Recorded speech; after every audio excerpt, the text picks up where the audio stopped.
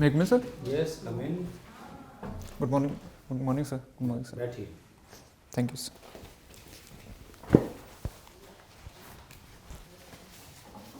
और ठीक हैं आप? Yes sir. अच्छा फील कर रहे हैं? Very good sir. तो बात आपसे शुरू किया जाए, लेकिन उसके पहले आप अपना परिचय बताइए। नाम और धर्म वगैरह बताने की आवश्यकता नहीं है, अपने बारे में बताइए कुछ। Sir since my medium is in English so should I introduce my self in English तो और मैं आपसे हिंदी में बात करना चाहता हूँ, क्योंकि आपको नौकरी तो हिंदी में करनी जी है। सर बिल्कुल। हैं? बिल्कुल सर। तो मैं हिंदी में बोलता हूँ, आप हिंदी में जवाब दीजिए। बिल्कुल सर। ठीक। सर मैं प्रतापगढ़ जिले का निवासी हूँ। मैंने अपनी प्रारंभिक शिक्षा अपने गृह जनपद से ही की है। उसके बाद मतलब आप मिक्स बोल सकते हो, अंग्रेजी में जहाँ आपको दिक्कत हो रही हो आप अंग्रेजी। बिल्कुल सर बिल्कुल। है ना? जी। ठीक है। प्रारंभिक शिक्षा पूरी करने के बाद मैंने अपना स्नातक यूनिवर्सिटी ऑफ इलाहाबाद से किया है। उसके बाद मैंने अपना परास्नातक इग्नू से किया है सर, पॉलिटिकल साइंस विषय में। पॉलिटिकल साइंस विषय है सर। आपका। किस वर्ष आपने परास्नातक किया? सर 2023 में सर। 2023 में। जी उसके बाद से आप तैयारी कर रहे हो? अभी सर यस सर तैयारी कर रहे हैं ये पहला अटेम्प्ट है आपका? सर। ये मेरा दूसरा अटेम्प्ट है। दूसरा अटेम्प्ट। जी सर, इंटरव्यू पहला। ठीक। क्यों आप इस फील्ड में क्यों आना चाहते हैं, जबकि आप के पास दूसरा फील्ड भी हो सकता है, आपके एकेडमिक भी अच्छे हैं सर? तो इस फील्ड में क्यों आना चाहते हैं? डिप्टी कलेक्टर क्यों बनना चाहते हैं आप? सर निश्चित रूप से मैंने परास्नातक किया, मेरे पास और भी विकल्प हैं, लेकिन राज्य सेवा में सर्वोच्च पद जो है एक विस्तृत आपको का वर्क फील्ड देता है कार्य करने के लिए, और इसमें कई चुनौतियां भी हैं। तो व्यक्तिगत रूप में मुझे काफ़ी लाभ होगा इससे, इसीलिए मेरी पहली चॉइस है ये एज अ डिप्टी कलेक्टर प्रशासनिक सेवाएं। क्या डिप्टी कलेक्टर, किसी डिप्टी कलेक्टर से मिले हैं आप? सर मैं व्यक्तिगत रूप से कुछ रहा है डिप्टी कलेक्टर? सर व्यक्तिगत रूप से तो मैं नहीं मिला हूँ, लेकिन एक मेरा व्यक्तिगत ऐसा एक वाक्य है जिससे मैं बहुत ही ज़्यादा प्रेरित हुआ हूँ। जैसे कोई बताएं। सर सन 2008 बैच की एक आईएएस ऑफिसर थी जो हमारे यहाँ as a deputy collector posted थी, मिस चैत्रा भी। तो वो जब हमारे क्षेत्र में आई तो क्षेत्र की समस्याओं में से एक बहुत ही प्रमुख समस्या थी इंक्रोचमेंट की, अतिक्रमण की। तो उनके आने से वो समस्या जो है बहुत ही त्वरित तरीके से उसका उपचार हो गया। तो उससे क्षेत्र के लोग काफ़ी प्रभावित थे और मैं भी काफ़ी प्रभावित हुआ। उस समय मैं स्कूल में था सर। अच्छा, वेरी गुड। तहसील कभी गए हैं कि नहीं आप? Yes sir. गए? जी सर। तो वहाँ क्या काम होता है ये जानते भी होंगे आप? सर तो कुछ बताएं आप, डिप्टी कलेक्टर की क्या भूमिका, जैसे एक आपने इंक्रोचमेंट वाला इशू बताया सर। इस तरह से कौन कौन सा काम करता है डिप्टी कलेक्टर तहसील में? सर तहसील स्तर पर डिप्टी कलेक्टर जो है डायरेक्टली एक्सरसाइज करता है अथॉरिटी तहसीलदार के ऊपर, उनके सारे विभिन्न जो स्टाफ्स होते हैं उनके ऊपर। और ये एज अ जो डिविजनल डिस्ट्रिक्ट कमिश्नर जो होते हैं उनके द्वारा सारी डेलीगेटेड जो पावर्स होती हैं वो एज अ डिप्टी कलेक्टर हम प्रयोग में ला सकते हैं शक्तियाँ सर। Very good. अब आप का जो भी तहसील होगा होम डिस्ट्रिक्ट का सर, मान लीजिए उसी तहसील में आपको डिप्टी कलेक्टर बना दिया जाए सर, तो आप अपने तहसील की प्रॉब्लम भी जानते होंगे। सर। तो कुछ हमें 2-3 प्रॉब्लम बताइए जो आपके तहसील की हैं, जिस पे आपका फोकस सबसे पहले होगा और उसको आप दूर करके उसको एक मॉडल तहसील के रूप में आप डेवलप करना चाहते हैं। तो कैसे करेंगे? आपकी योजना क्या होगी? प्रॉब्लम बताइए, उसकी अपनी प्लानिंग बताइए।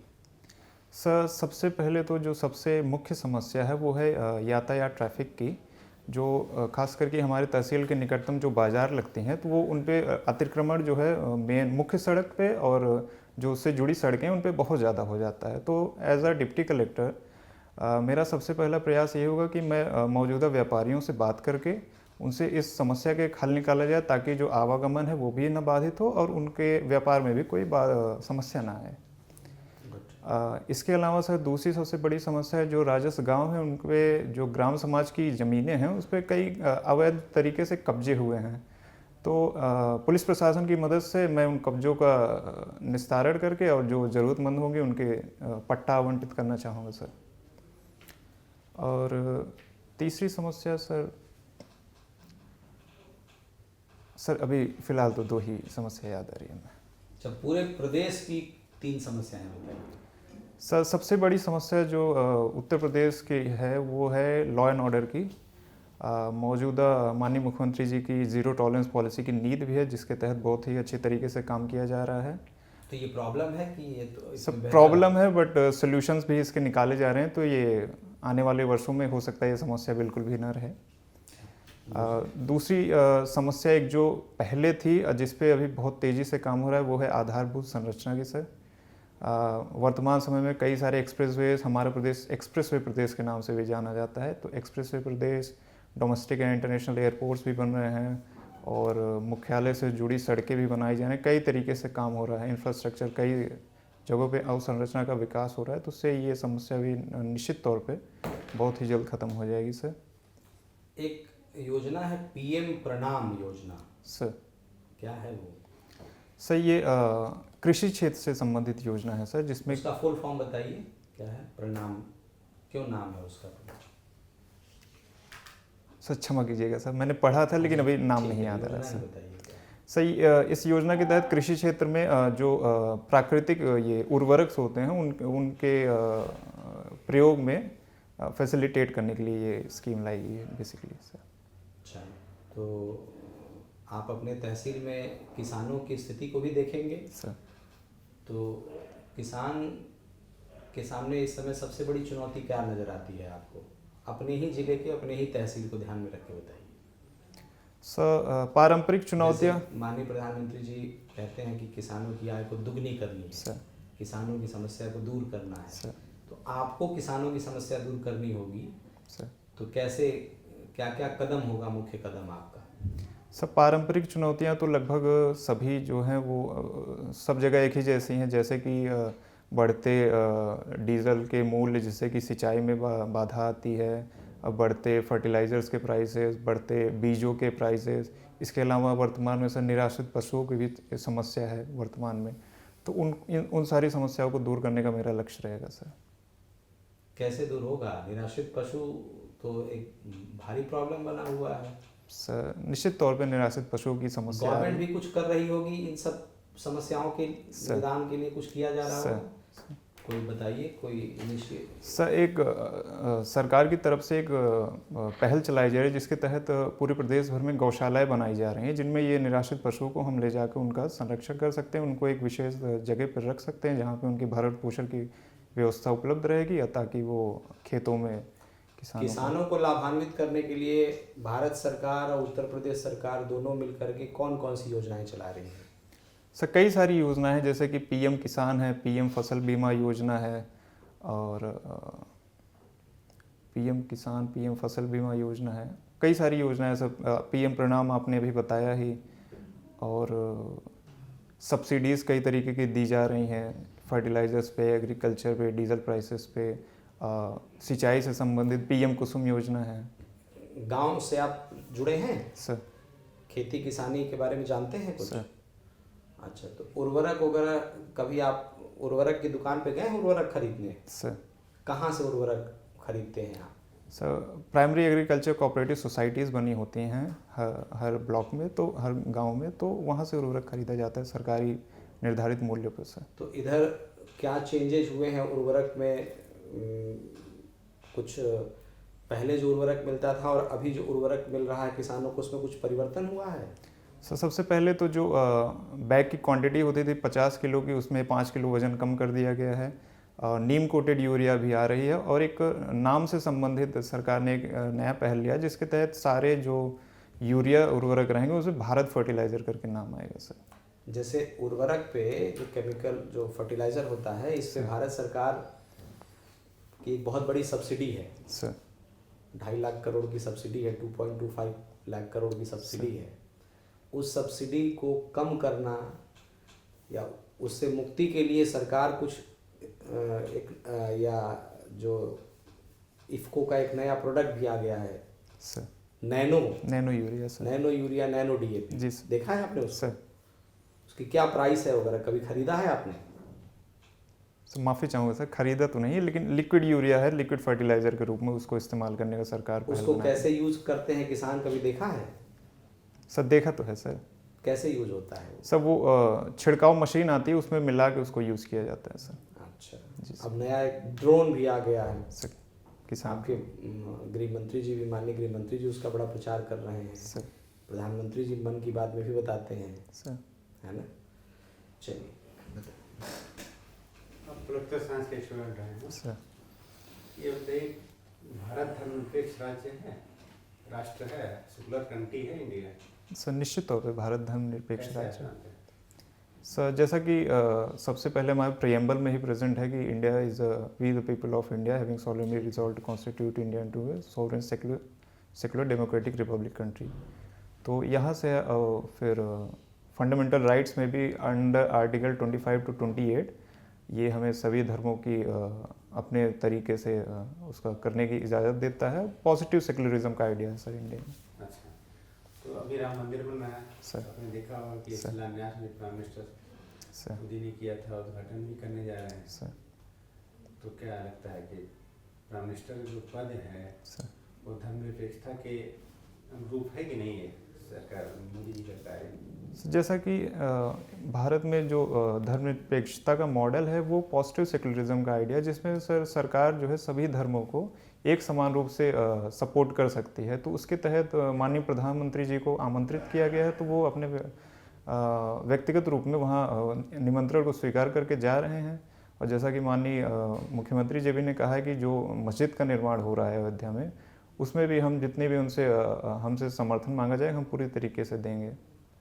तो मुझे लगता है कि ये पॉजिटिव सेकुलरिज्म के आइडिया के अंतर्गत माननीय मोदी जी का वहाँ पे जाना बिल्कुल भी सर, ठीक ये है। प्रश्न आपको क्वेश्चन मार्क क्यों आता है? क्या भारत धर्मनिरपेक्ष राज्य है, राष्ट्र है, ऐसा क्यों कहा जाता है? तो सिर्फ कहा जा सकता था भारत धर्मनिरपेक्ष राज्य है। सर न्यूज़पेपर्स के माध्यम से कभी कभी आलोचना के लिए ऐसा प्रश्न उठाया जाता है, लेकिन मेरे समझ से अभी तक भारत बिल्कुल भी धर्मनिरपेक्ष राज्य है। चलिए, आप प्रतापगढ़ के रहने वाले हैं, सर। वहाँ कृषि क्षेत्र में क्या क्या चुनौतियाँ आपको दिखाई देती हैं? सर कृषि क्षेत्र में बहुत सारी चुनौतियां हैं। सबसे पहली चुनौती ये है कि जोतों का जो साइज़ है वो तो बहुत छोटा है, जिससे कि प्रोडक्टिविटी पे बहुत ज़्यादा असर पड़ता है। इसके अलावा प्राइसेस बढ़ रही हैं, जिसमें कि इनपुट्स की प्राइसेस। सिंचाई एक बहुत बड़ा कारण जी है सर। वहाँ जी सर। का। वहाँ का ODOP के तहत कौन सा उत्पाद है? सर आंवला फ्रूट उत्पाद है सर। आंवला। जी सर। और सबकी खेती तो बहुत कम स्तर पर होती है। जी सर। अच्छा, ये बताइए, सिविल सर्वेंट के अंदर कौन से 3 क्वालिटी होनी चाहिए? सर सबसे पहले तो इंटीग्रिटी होनी चाहिए, उसके अंदर सत्यनिष्ठा, ऑनेस्टी होनी चाहिए। इमोशनल इंटेलिजेंस एक बहुत ही रिक्वायर्ड क्वालिफिकेशन है सिविल सर्वेंट्स के लिए। इसके अलावा सर लीडरशिप क्वालिटीज़ होनी चाहिए। अच्छा, एक आपको सिचुएशन देते हैं। सर। मान लीजिए आप मार्केट जा रहे हैं, सर। वहाँ 1000 या 500 की नोट पड़ी हुई आपको दिखाई दे रही सर। है, तो आप क्या करेंगे उसको? सर 500 की नोट पड़ी होगी तो निश्चित तौर पे मैं पहले देखूंगा कि किसी का है तो नहीं, कोई ढूंढ तो नहीं रहा है उस नोट को। अगर मुझे ऐसा कोई स्थिति में दिखा तो मैं उसको तुरंत ही खबर करूंगा कि शायद आपकी नोट गिर गई हो। तो पहली स्थिति तो ये है। और उसके अलावा अगर कोई भी ना मिला वहाँ उस जगह पे उस परिस्थिति में, तो फिर मैं वो नोट ले लूँगा और जो मुझे पहला ज़रूरतमंद आदमी मिले तो उसको आप दे क्यों नहीं देंगे। लेंगे? अपने पास रख लेंगे, अपने खुद के काम में लगाएंगे। सर पहले तो मेरी यही पहल होगी कि कोई अगर उसका मतलब ज़रूरतमंद आदमी जिसकी वो गिर गई है नोट, जिसकी वो खो गई है, तो उसको मेरी कोशिश यही रहेगी कि वो नोट उसको मिल जाए।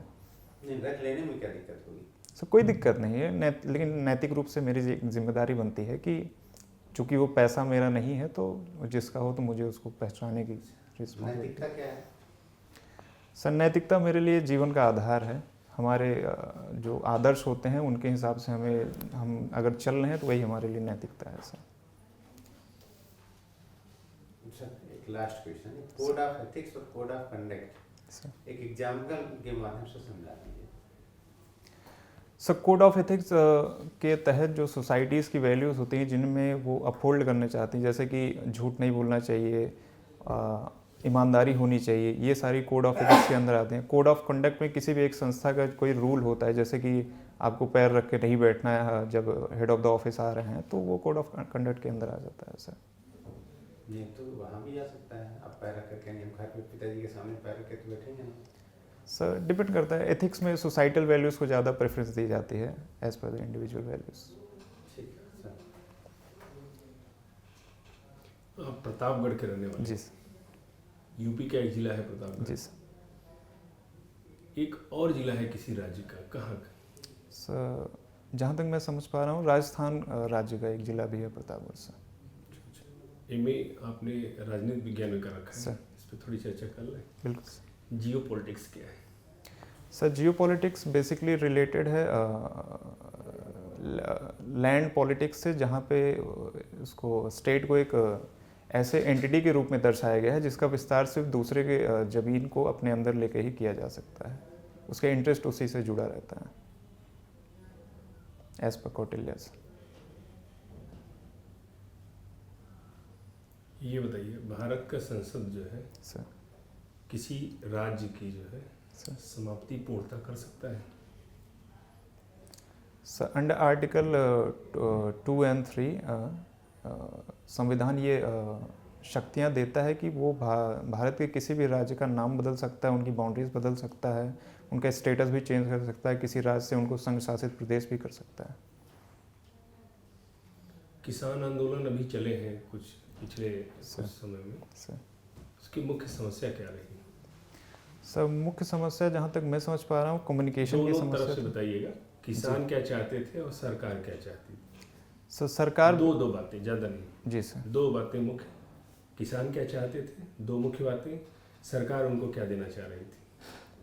सर किसान जो दो बातें चाहते थे, पहला तो ये था कि एमएसपी के साथ कोई छेड़छाड़ न की जाए, एक उसकी गारंटी दी जाए, और दूसरी ये कि जो प्राइवेट सेक्टर्स का उसमें डोमिनेशन हो जाएगा वो ना हो जाए, वो सरकार उसकी गारंटी दे।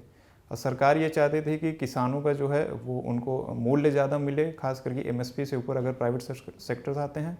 और दूसरा ये है कि एग्रीकल्चर को और भी ज़्यादा फैसिलिटेट किया जाए, स्पेशलाइज किया जाए, कंपटीशन बढ़ाया जाए। अच्छा ये बताओ, उत्पादन यदि ज़्यादा हुआ सर और उस अनाज का भंडारण अच्छे से नहीं हुआ, सर उसके 1/3 अनाज बह गए, बारिश हुई बह गए, सर तो एमएसपी कैसे कंट्रोल करेंगे? आपने पहले कहा कि ये एमएसपी को में छेड़छाड़ नहीं चाहते। सर यदि उनका अनाज जो उत्पादित अनाज है यदि उसको स्टोर किया जाए सर तो ज़्यादा समय तक रहेगा, नुकसान होने से बच जाएगा। सर तो किसान लंबे समय तक जो है कि उस एमएसपी का लाभ ले पाएंगे, लंबे समय तक बेचेंगे ना, उनका अनाज बचा रहेगा। सर तो ये तो मुख्य समस्या रही नहीं किसानों की। सर उनकी मांग थी कि सरकार एक सैलियो लगाना चाह रही थी, जी क्या है ये? सर क्षमा कीजिएगा सर, क्या सैलियो सर? पढ़े हैं किसान समस्या जो? सर निश्चित तौर पे पढ़े थे सर, लेकिन अभी थोड़ा दिमाग से उतर गया, क्षमा चाहूँगा सर। धर्मनिरपेक्ष और पंथ निरपेक्ष, इंडियन कॉन्स्टिट्यूशन के प्रियम्बल में क्या लिखा गया है? सर सेकुलरिज्म, धर्मनिरपेक्ष की बात की गई है। धर्मनिरपेक्ष की बात कही गई, जी सर। पंथ निरपेक्ष क्या है? सर क्षमा चाहूँगा सर, अभी दिमाग से नहीं आ रहा सर। ठीक। अच्छा, एक दो मुद्दे और हैं जिस पे सर आप बहुत अच्छा बात कर रहे हैं, बहुत बढ़िया आपका विश्लेषण भी है। सर आजकल राम के नाम पर बड़ी चर्चा है और बड़ी राजनीति हो रही है, सर आपकी क्या राय है इस पर? सर निश्चित रूप से एक वर्ग कह रहा है जी कि सरकार जो है वो राम की मार्केटिंग कर रही है, आपकी क्या राय है इस पे? सर निश्चित रूप से भगवान राम हमारी सांस्कृतिक धरोहर का हिस्सा है। उसके तहत सरकार जो है, खास करके यूपी सरकार माननीय मुख्यमंत्री जी के गाइडेंस में रिलीजियस टूरिज़्म को बहुत ज़्यादा बढ़ावा दे रही है। उसी के तहत अयोध्या नगरी को भी as a religious spot develop किया जा रहा है। तो मेरे समझ से सर तो राम का रिलेशन इसी से है। राम इतने महत्वपूर्ण क्यों हैं? सर सनातन धर्म में भगवान राम और भगवान श्री कृष्ण विष्णु के अवतार माने जा रहे हैं, जो कि त्रिदेव में से एक हैं। तो और चूँकि उनका जन्म भी अयोध्या जो कि उत्तर प्रदेश में ही स्थित है, इसलिए इनका इम्पोर्टेंस बढ़ जाता है सर। भारतीय जीवन में या भारतीय समाज और भारतीय संस्कृति में राम और कृष्ण का क्या महत्व है या क्या स्थान है, क्या रोल है? सर राम हमारे लिए मर्यादा एक आइडियलिस्ट पिक्चर प्रेजेंट करते हैं, एक मर्यादा की तस्वीर प्रस्तुत करते हैं। वहीं श्री कृष्ण जो है एक रियलिस्ट पिक्चर प्रस्तुत करते हैं, व्यवहारवाद हमें सिखाते हैं। इसी वजह से राम और कृष्ण जो है वो प्रत्येक मनुष्य के अंदर होने चाहिए, जिसमें कि वो हर एक स्थिति में, चाहे आदर्शवाद की स्थिति हो, चाहे आप ज़्यादा किससे प्रभावित हैं, राम से या कृष्ण से? सर मैं दोनों से प्रभावित हूँ सर। अब मान लीजिए आप प्रशासनिक अधिकारी सर बन जाते हैं, सर तो कौन सी बात राम की, कौन सा गुण राम का, या कौन सी कही हुई बात राम की और कौन सी बात कृष्ण की, सर उनके व्यक्तित्व का कौन सा हिस्सा आप ले करके जाना चाहेंगे अपने क्षेत्र में एज ए प्रशासनिक अधिकारी? सर ये तो विभिन्न परिस्थितियों पर निर्भर करेगा कि मैं उनके कौन से चरित्र की कौन सी बातें अप्लाई करूँगा।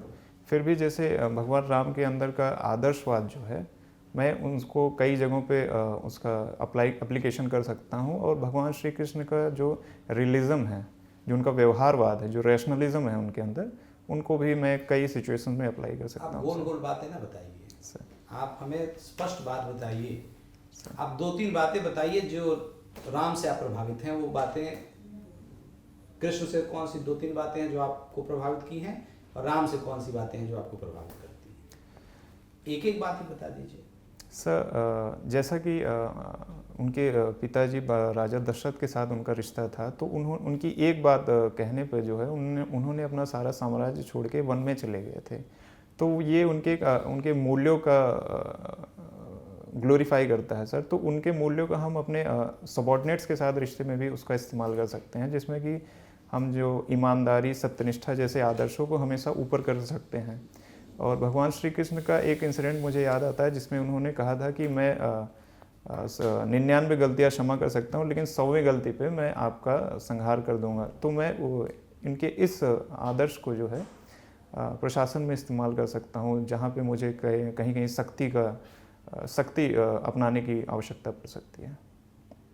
रामचरितमानस आपने देखा है? जी सर। पढ़ा भी है? पढ़ा तो नहीं है सर, लेकिन देखा है। भगवत गीता जी सर। देखा है उसको? जी सर। पढ़ा नहीं होगा सर, कुछ श्लोक याद है सर। ठीक, थैंक यू। ठीक, थैंक यू सर। नमस्ते सर।